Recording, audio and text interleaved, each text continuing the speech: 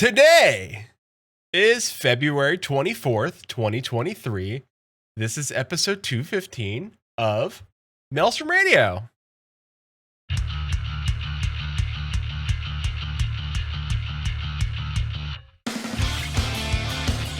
Maelstrom Radio.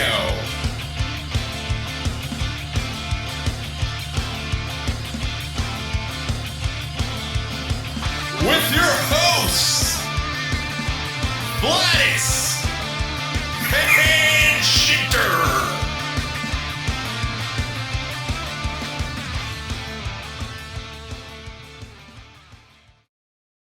And welcome everybody to Maelstrom Radio. My name is Peter. With me as always is my good friend and co-host Quentin.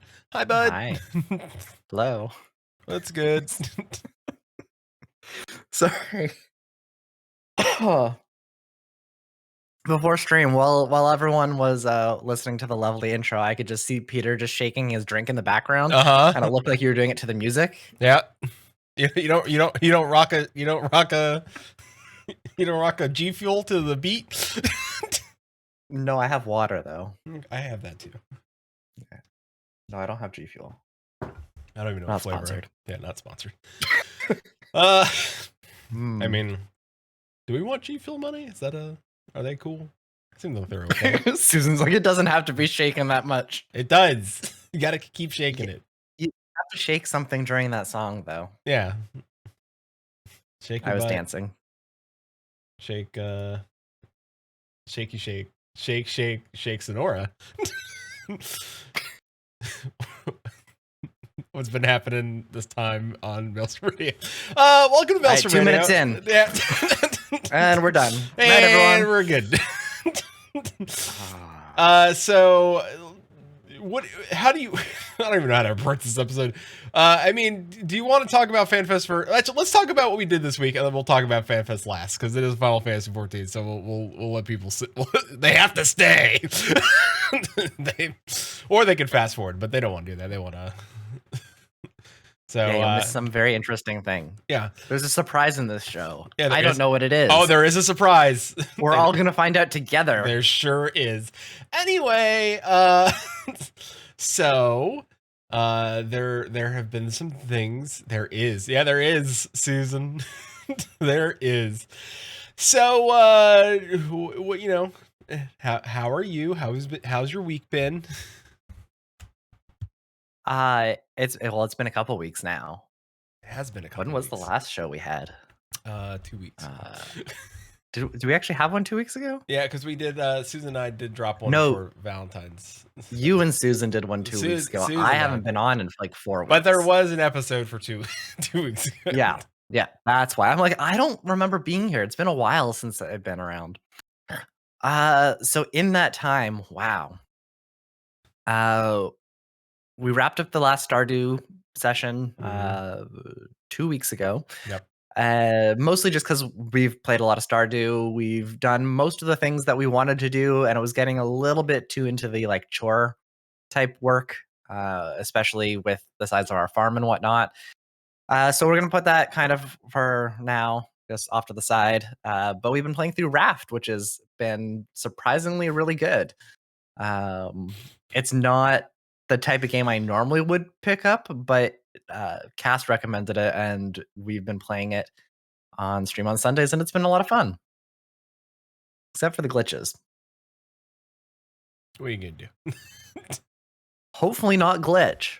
Hopefully. So far we have the cursed chest, which when you opened it, it wouldn't let you click off of it. You were just permanently in that chest forever. Okay. Until someone else opened the chest, and then they were stuck with the curse, and you were free. That lasted the last part of one session. It's okay now. It's back to normal. Good. But still the cursed chest. We've had the bug where Cass just magically somehow teleported to a random island.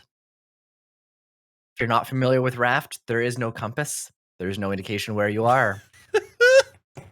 Somehow we anchored the raft Sarah stayed with the raft, and I just started swimming into the middle of nowhere. And I did eventually find Cass, and we made it back to the raft. All right.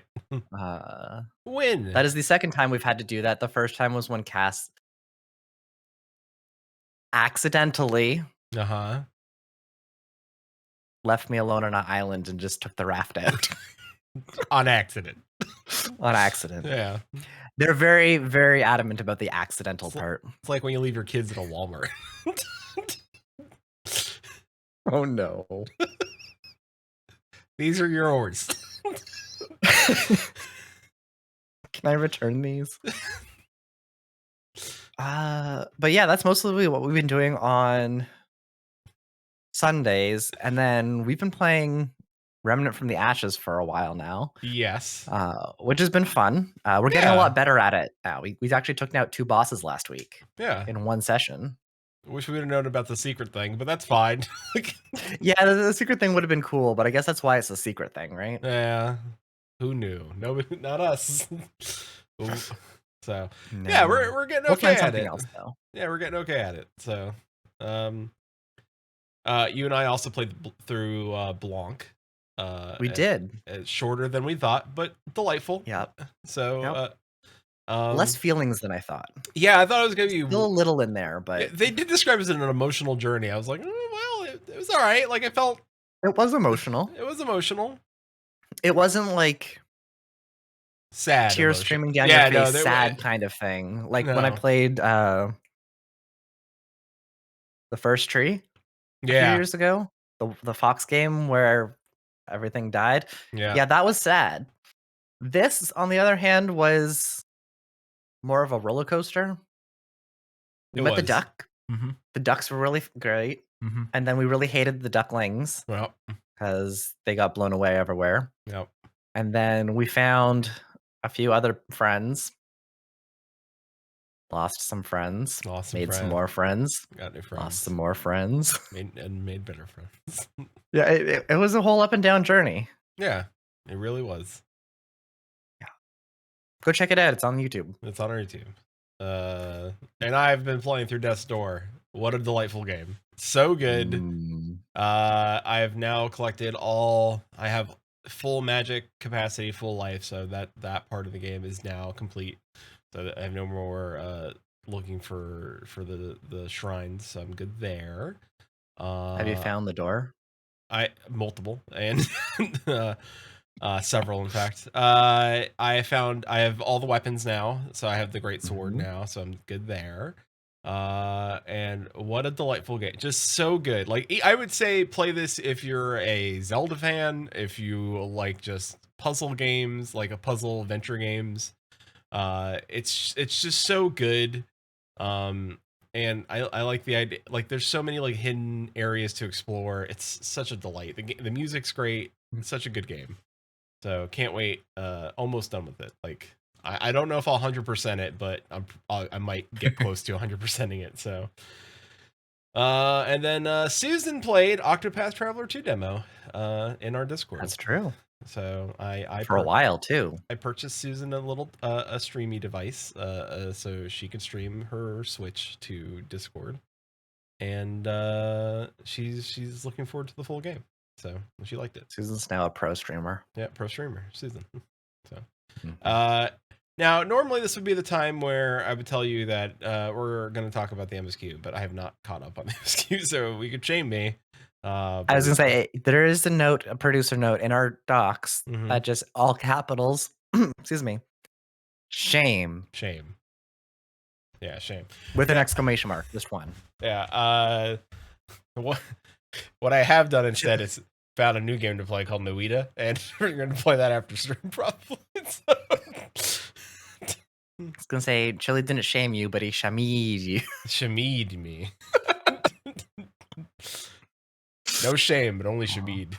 And Chili broke his wrist and finished the MSQ. Throwing the shade. You know, if I broke my wrist, maybe I could finish MSQ too. I'm still waiting for my Octopath Traveler 2 hard copy. I ordered it from SC and there's no tracking number. Oh no. Yeah, you're probably better off going right into a GameStop. Yeah. or a Target. Never order from the Square Enix store. Square if you can Enix. help it. Damn you. So yeah, I've been playing that. So Have you played more than the half hour yesterday? For what? No, for Noita, no, I just played Okay. that half hour last night, and I woke up and didn't work. Also, something I didn't talk about when I did this last week was I played Fortnite, and I've now completed my battle pass in Fortnite. I got all leveled all the way up, unlocked all the things. I can unlock all the extra things if I really wanted to, but I've locked all the skins and characters. I locked Doom Guy, I locked Geralt for The Witcher. I got it all. Did you get the Dragon Ball Z or the Dragon Ball characters? No, you gotta pay for those. No, you gotta pay for those. Those cost money. Yeah. So pretty. I have to give Fortnite credit. They've made it easier to level your battle pass. Like I've realized that, like, and I don't want to say like, oh, I logged in every single day and got my battle pass. That is not the case. I logged in maybe a couple hours on a Sunday. Every Sunday for the last while, I just logged in a couple hours and got stuff. And then I think also like having Susan in my party every once in a while helps, like getting some bonus XP. So it was great. Like I felt very rewarded. I was like very cool with it. You know, not a bad time, I guess.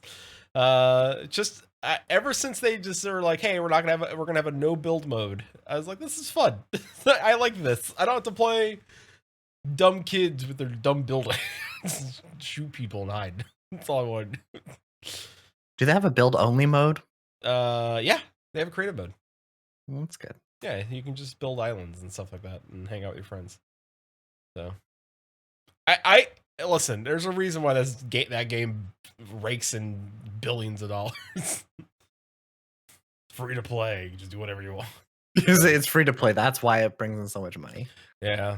I mean, but truly, you could play it and never spend a dime. If you really wanted to, you could never spend a dime in that game and be perfectly content in playing it. Because even around Christmas, they give you free skins and stuff like that. So it's not like you would go away without like getting something for free. So unless you're Chili, where you would just log in and buy the Dragon Ball Z characters and log out. He has them. I don't know if we'll ever see them, but he has them. So it's all about having them. Yeah, that's all it's about. Just having them. And also, what a weird week for game drops, right? Blood Bowl 3 came out. The Pale Beyond Bellular's game came out. And grats to Bellular. Like from YouTuber to game studio creator and game maker, I gotta give him some props. The game was rated 90 by critics, so it's doing very, very well. Susan, it came out yesterday.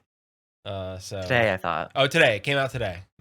Yeah. But the press copies were given out early so they can review it, and they got a 90. Yeah. And so very, very good for him and his team. They're very excited about being able to hopefully let people enjoy the game and the story. And to me, it's very interesting. Like I never thought about a game that involves Antarctic expeditions, and I've never thought about that as a game, but I can see how kind of cool it is, and think about that time and era of when people actually explored the world and did things, and that was think about the time when that was very dangerous, because they were well, still today, but we have technology to help protect us just a touch. Yeah. But back then, they're just boat frozen. What would do? Get out and hack it with the sword. I fell in.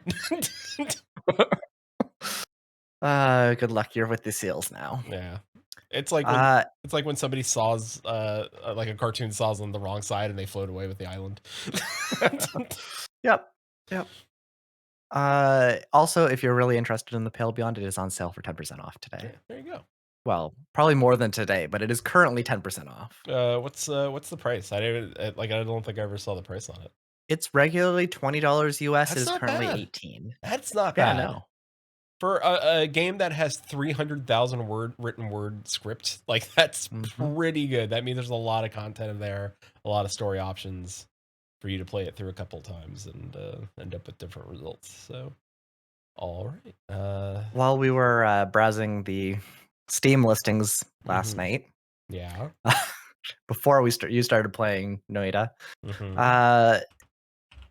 I came across another game that I'm kind of excited for, and it goes into early access on Monday. Yeah. Monday it goes into early access, and that is Voltaire the Vegan Vampire.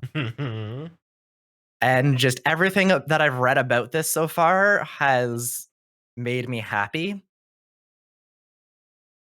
It seems very stupid, and I feel like I'm going to enjoy it. So I am definitely going to take a look at that when it comes out.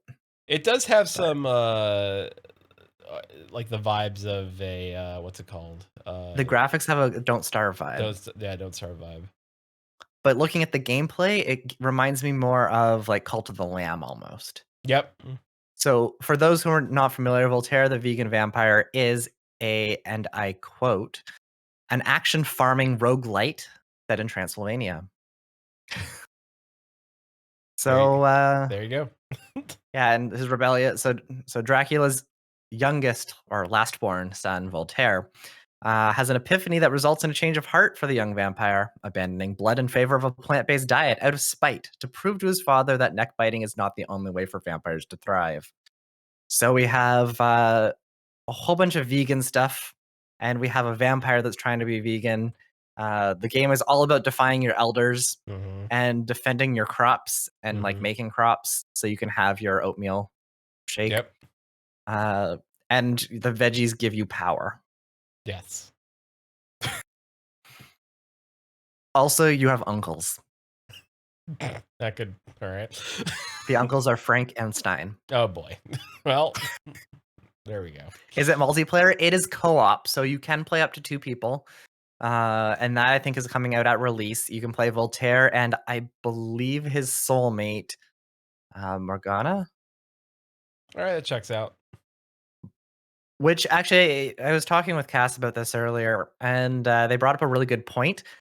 Vampires don't have souls. That's why Morgana's the soulmate. But how does that work? You know, when you're vegan, you can do anything. It's the vegan powers. It's the vegan powers. Get a soul back. You get a soul back. Yeah. So I didn't freak out about it in our Discord. I watched it on my own time. But I like Street Fighter. I'm a big Street Fighter fan. I have the Chun-Li skin in Fortnite. That's my main skin. Yep. I love everything about I have a mini Chun-Li on my desk. Like it's not, I'm not kidding. That's small. I have a desk small Chun-Li.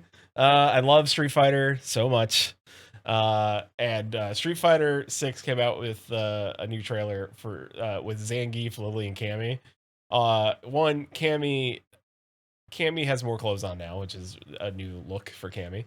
Also, Zangief is so beefy. Susan, you got to go look at new Zangief. Like that's goals. He's so beefy now. Also, there's an old man with a like a good dapper suit. Yeah, Street Fighter 6 looks so good. It does look so good. Also, Cammy's going through like Karen stage. There's a lot of stuff going on. Honestly, it's you can make your own character. I know. I can make my own fighter. I don't know. Like Street Fighter 6 looks really good. You know, I'm just a fan of Street Fighter. It's such a fun fighting game. It's right up there with like Mortal Kombat for me. It's just dumb fun. Am I a top tier player? No. Do I like a good time? Yeah, I like a good time. So, you know, maybe I can get Jesse Cox to play Street Fighter 6 with me. We can both make weird faces at each other and just look the opposite. I don't know, maybe. Chili's like, yes. Again, like it's a weird week for gaming. So, well, there's a couple other releases this week. We had Blood Bowl 3. Yep. There was the Kerbal Space Program 2. Oh yeah, forgot. And What was that other one that came out? Goebbels. I don't know why I'm blanking on it right now, but there was The Destiny comes out, I think, next week. Or is it out already? I have no idea, but it's not the one I was thinking of. Atomic Heart. Atomic Heart, yeah. Which Sons of the Forest. What is that? Sons of the Forest isn't that not the new the Forest game? Oh, I know of the Forest. I've never played it. It's Sons of the Forest. Raft is the first survival game I've played. Yeah, Sons of the Forest is the sequel to The Forest. Did they just get stuck in the forest and now they had children? Now they have Sons of the Forest? Yeah, The Forest is a weird survival. Like it's a weird survival game. It's got a story. It's a strange one for sure. So yeah, I've seen parts of it. Well, I'll let everybody know that this episode cannibalism. Yeah, I want to just let everybody know this episode's called "There's Nothing to Do in Final Fantasy XIV." No, there are things to do in Final Fantasy XIV. You haven't done the MSQ yet. Oh, that's right. Yeah. I'm sorry. I apologize.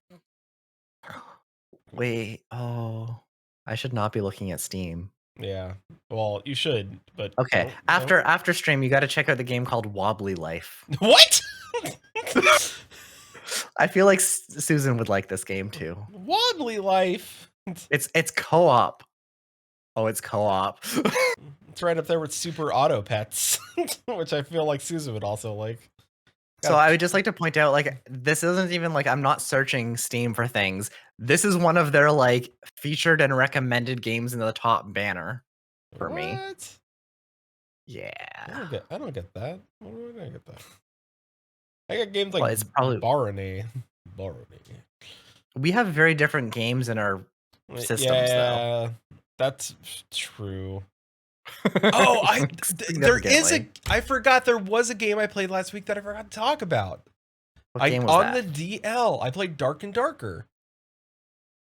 Why does that sound familiar? Okay, so Dark and Darker is I guess it's like a Tarkov-esque game, but it's set in a fantasy realm. So Dark and Darker mimics Dungeons and Dragons. And you can go in with a party, and the idea is to get to the center area. It's not a battle royale. Like there's not like 100 of you people. There's like it's a small map and a small group of people, and you're trying to survive to leave with your goods and equipment, and then use that equipment in your next round, and you just keep looping over and over again with those items. But if you die, you lose everything. Loop. So you have the option of being like, okay, this is better stuff, and if you keep winning, you get ultimately better and better items. Yep. To retrofit your characters. Just don't die. It's way roguelike, and it's way just don't die. And everything can kill you. Everything can kill you. Floating skulls can kill you. The goblins can kill you. The mimics' chests can kill you. Which was so fun to see. It sounds just like Noita. Except Noita's completely procedurally generated, and Dark and Darker is not. So you have like, oh, this is the single player cave area, and this is the multiplayer cave area, and this is the single player cave. Yeah. Well, it's bad. You can listen. I had a lot of bad times. Like I died a lot. It just got me to understand the game. I was like, but I can understand why this is addictive and fun. Like I wouldn't play Tarkov, right? Like Tarkov's probably not for me. I just don't like the idea of having to like skulk around and like hide and then pop out and shoot people. It's why I don't like the build mode in Fortnite. But this I like, because you could be a cleric or you could be a rogue, and you could do, and like they have their ups and they have their downs. So like ultimately they really did look at Dungeons and Dragons and say, like, what if we did this in a weird like survival-esque thing, and like had a loop system where you had to loop around and like reuse your gear. And so all for it. Want more of it. Happy that it's free to play, from my understanding. I don't know what they're going to sell yet, but seems free to play so far. If they sold it, if they said, hey, $20, it's worth $20. Like I could see the depth and understanding. Like it's kind of like a Dungeons and Dragons mini campaign. Except it is like, if your character dies, you technically lose all your items. So yeah, it's just like that. And speaking of which, we did do D&D this week and we almost all died. So All but one. all but one. Yeah. Almost. I mean, it could have went real south real quick. Both of us were on death saves. And Chili was floating down the river. Paralyzed and floating down the river and possibly drowning for a little bit. Yeah. And if it wasn't for Paul Nuke, Good times. Pretty much Paul Metal, shout out to Paul Metal, Mournful Radio. If Paul Metal didn't pull the do I turn the key and hit the nuclear button, we would all be dead. So shout out to Paul Metal for saving the party. Fair, yep. So he was like, I'm just gonna waste all these things and just blow up everything. So it was worth it. Thanks, Paul. All of our characters live to fight another day.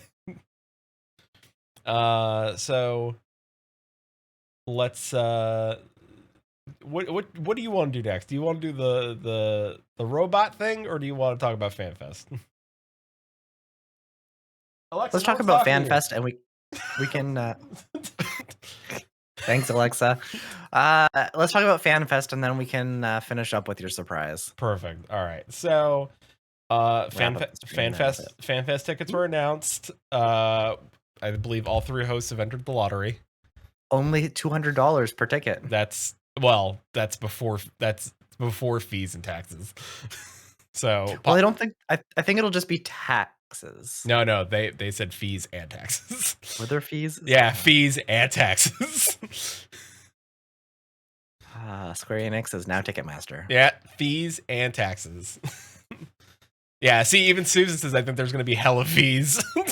Yeah, we'll see. So I'm thinking at least $250 a ticket, at least. At least. Okay, I didn't say anything, but somehow Siri activated on my watch. What is happening? Neither of us have said anything. No, the voice assistant. Oh, they know that. They know. They know something's up. So, well, even with tax, like, you're still going to be looking close to like $220, $230 for tax. Yeah. On that. So and the fee may be $20. So $250.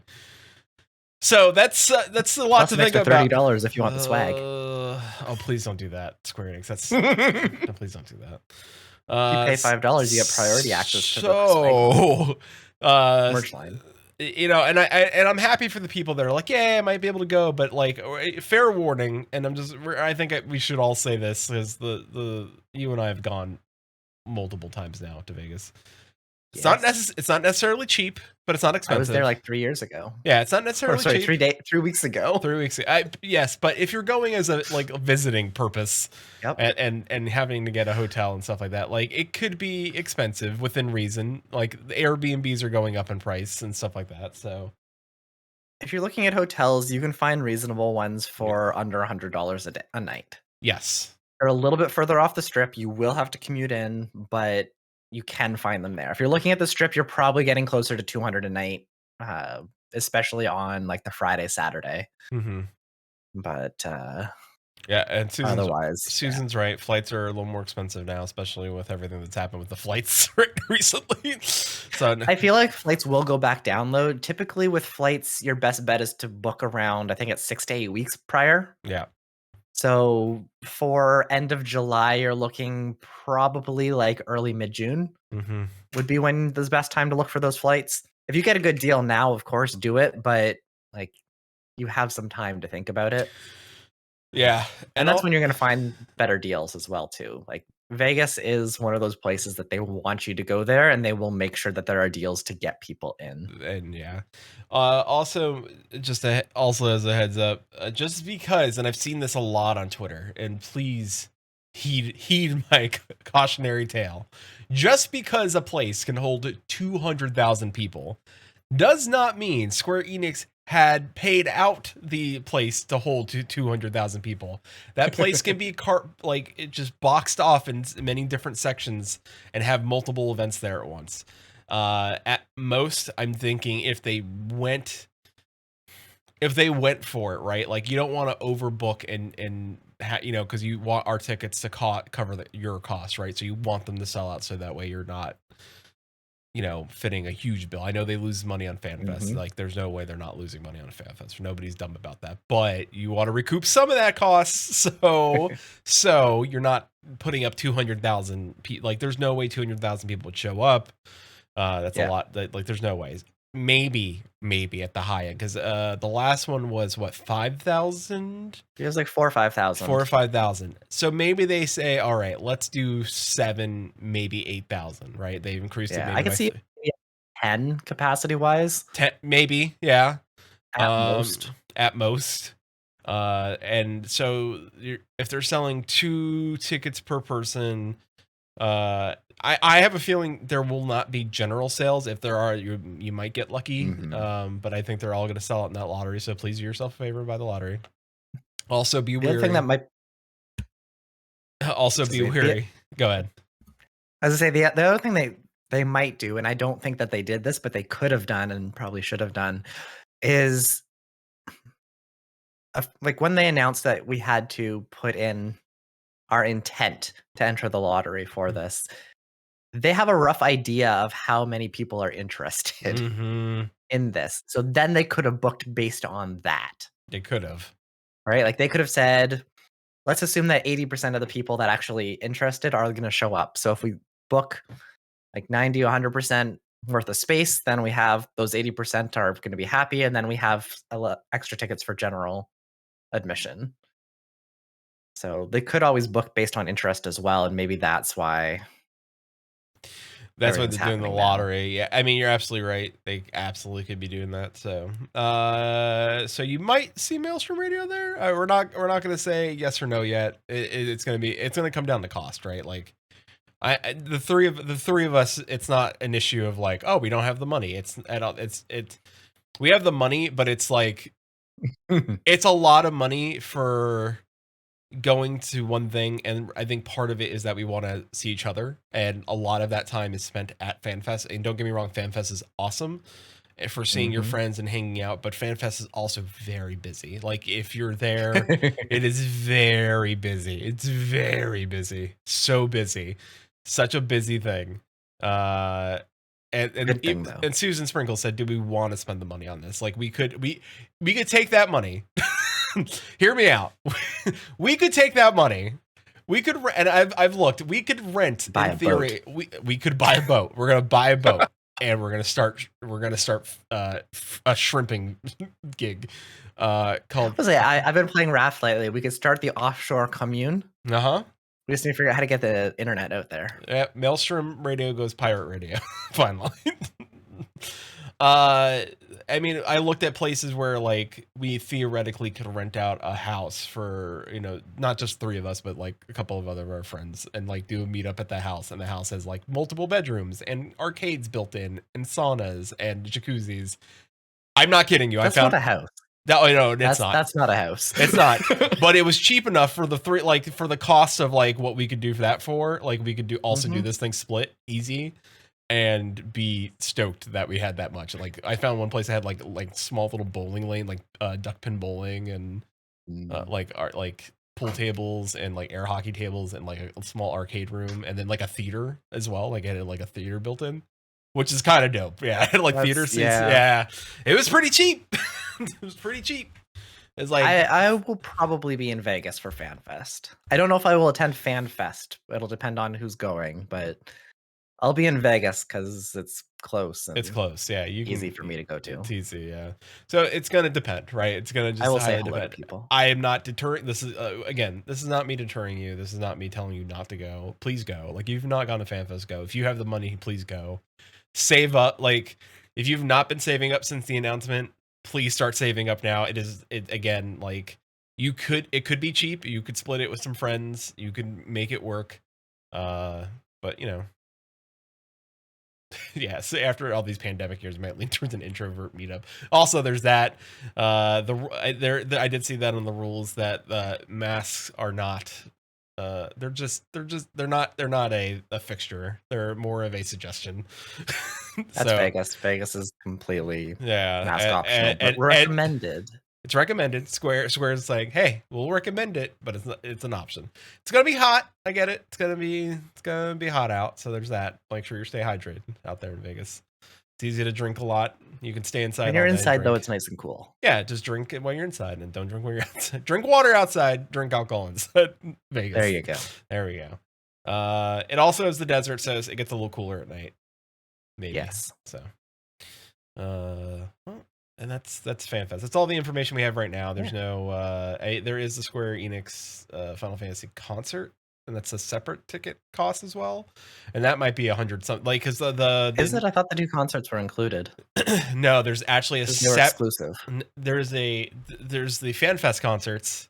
There's and another separate Final Fantasy concert happening in Vegas at the same time. They synced it up as a separate thing. And if it's the same cost as the Nier concert that Susan and I went to in Chicago, gonna be roughly $100 a ticket. So, yeah, that seems about right. So, and Chili says, I'm tempted to skip NA this time and go to EU, but I miss meeting all my friends. Chili, honestly, EU's probably going to just be as expensive because, like, is it London this time? Because London's not cheap either. Yeah, but it's cheaper for Chili to go to London than it is to go to Vegas. Not necessarily. Chili has often said that sometimes it's cheaper to come to America. Sometimes, but look at the prices now. Chili's like, not really. Thanks, London. And we have more than Wendy's here. But anyways. Well, that's true. That's true. So for Chili, maybe. You have a surprise that Susan nor I am aware of. Okay, so yes. So I'm gonna lead into this. I fed Maelstrom Radio into an AI, and and I asked Maelstrom. I already Radio, don't like where this is going. Yeah. So one, I asked first. I mean, this is the ones you do know. So I asked Maelstrom Radio. I asked them about, and I was like, "Hey, can you tell me about Maelstrom Radio podcast?" And it said Maelstrom Radio is a podcast focused on video games, particularly MMORPG, Final Fantasy XIV. The show is hosted by two passionate gamers, Flattus and Shyn. Said Shyn. Pretty proud about that. Share? And it spelled Flattus right. Wow. And it did. Yeah. Share news, opinions, and stories about the game and community. The podcast covers a large range of topics, including Final Fantasy XIV, including game updates, community events, player experiences, and game lore. The hosts do interview members of the game's community, such as other podcasters, streamers, players, and gain insights in their experiences in the game and share those stories with their listeners. The podcast is a casual conversational tone, with the hosts sharing their own experiences and opinions while also encouraging listener engagement through social media and Discord. Maelstrom Radio is a large, active community. I won't say no. It's not large nor active, but all right. It's active. It's not large. It's not about the size. It's about how you use it. And there's the show title. And we know how to use our community. Many of whom participate in the podcast Discord channel and contribute to discussions and events related to Final Fantasy XIV. Overall, Maelstrom Radio is a fun and informative podcast for Final Fantasy XIV players, as well as anyone interested in video game and gaming communities. I'd say 9 out of 10. It did a pretty good job of describing Maelstrom Radio. Yep. That's where it stopped. I also asked it to give us trivia questions about Maelstrom Radio, which also made me laugh. Yeah, the trivia questions are not great. I love these. So what's the name of the recurring segment where the hosts share their favorite music tracks of Final Fantasy XIV? Rhapsody of the Realm. Honestly, I told Susan, let's lock that up. If that's not somebody's thing already. It's pretty good. Yeah, I think we need to lock that up. Rhapsody. We're gonna double check. We don't want to infringe on another podcast's thing. But we're also locking it up. That's our thing now. So if it's somebody else's thing, we apologize that the bot gave us that. But also, if it's not, that's ours. You asked for trivia. It's like, what is the name of the community Discord server associated with Maelstrom Radio? Mm-hmm. Moogle Go Around Radio. Moogle Go Around Radio. That's our Discord server. Our Discord, Jilly. Thanks. Yeah. What's the name of the network that hosts Maelstrom Radio? The Crucible Network. Oh, there are so many things wrong with that. There's just so many. What's the name of the Maelstrom Radio Patreon program that offers exclusive content to supporters? This is a great name. We need to go back to our Patreon that we've never used and and might have to start this. It's called The Lighthouse, and honestly, not a bad name. Not a bad name. Yep, nope, that's decent. What's the name of the special Maelstrom Radio event that took place in FanFest 2019 in Las Vegas? Maelstrom Radio Live. Honestly, not wrong. Kind of wrong. Yeah, because we didn't go in 2019. We did not go in 2019, but not and wrong. We also have never done a live show. No, although would love to. One day. One day. Once we get bigger, we have the technology. We have the technology. We can do a live show. So today, before the show, one I'm saving. Quentin knows what it is. That one we're saving. Yeah, that'll be a future. That one's gonna be good. That one's gonna be great. I don't know this one though. So I asked the bot, describe Maelstrom Radio as an Edgar Allan Poe poem. Oh no. So let me take a sip of water here so I make sure I slay this. Got to do it with all the enunciation. Oh yeah, and the timing. Oh yeah, it's good. It's good. Once upon a midnight dreary, in the realm of Eorzea weary, two hosts of Maelstrom Radio did discuss with voices low. Flattus and Shyn, a curious pair, with knowledge vast beyond compare. Their voices like a mournful song, each echoing through the night so long. This is so good so far. In each episode, they weave a tale of adventures grand and quests so frail. With wit and humor, they do impart the wonders of this gaming art. Their passion for Final Fantasy XIV, like the raven's call, forever fixed in the hearts of those who listen well to the tales they have to tell. And so, as the night wears on, the host bid their listeners gone to dream of worlds both far and near until the next episode draws near. Quoth the Maelstrom Radio. Listen here. I love that. Yeah, it's pretty good. It's pretty good. Yep. I like that. Thank you, bot. That wasn't, as far as surprises go on stream, that was one of the better ones. One of the better ones. I got it.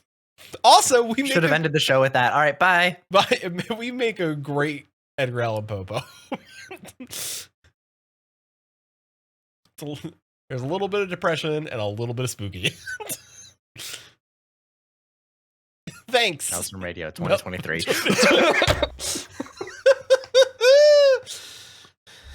So, and honestly, that's the episode of Maelstrom Radio. That's our episode.